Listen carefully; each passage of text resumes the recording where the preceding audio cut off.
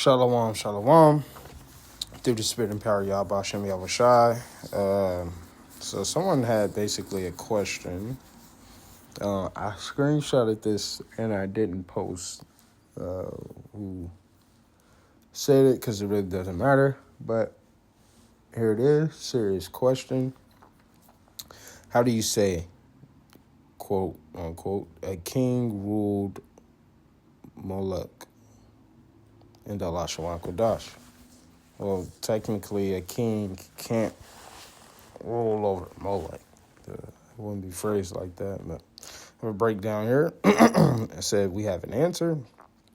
Demonstration, same word.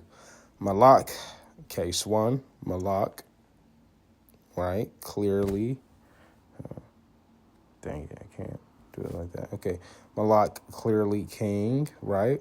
Malak, Mashal, all, Ha'am, right? Which means a king ruled over the people. Ruled over. What is that? Ruled over in the Hebrew, in the Lashawan qadash. Mashal al, right? Mashal al only makes sense for a ruler. So Malak is king, right? This is speaking to what? Context. This is why we, those that hold to the understanding of dealing with the Lashawan qadash, without the Nikud, right, which is the qualifying markers dealing with the vowel system, right? Without that, we're using context here. Case two, clearly Malak, Ha'im Abad La Malak, right? The people served Malak, served Abad, right?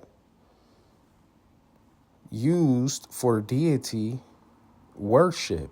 So Malak, or so-called Molech, in that sense, in context, when we see the word Ibad, right, is going into, in that context, deity in terms of worship here, right, in that context. So based upon the conversation in context, it's in how it's being brought forth.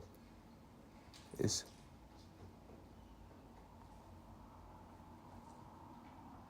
how we know what we're dealing with.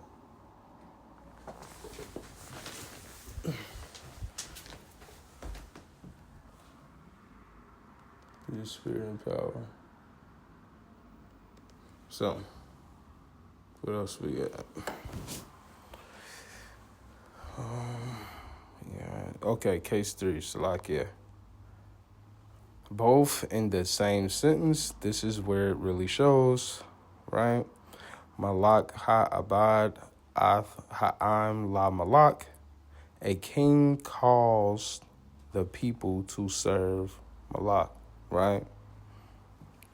So now you have first Malak, subject, right? So the subject matter here is the king. The second, Malak, which is the object of worship. This is why we're dealing with context. So in this context, the people that know and is trained in the Lashawan qadash will have the understanding of this object here in context pertaining to the worship matter, right? So you don't have to say Molech. We could say Malak and still have the same understanding. So bow, the same spelling, completely different meaning. 100% demonstrated by the what? Structure, ancient Hebrew, especially in early script, didn't rely on what? Vowels, right? Separate spelling. It relied on verb patterns, right? In the sentence of what? How we're demonstrating it in context, sentence flow. I think it's quite clear, just like English, he bowed to the crowd, Salakia. Oh, man. I'll probably be a jail yard, too. Salakia, man. It's been a long day. So, you know, crown isn't just a hat. It represents authority through the spirit and power of Yahweh Hashem Yahweh Shai. So, like I said, please keep asking more Lashawan qadash questions so we can bring forth clarity with that question.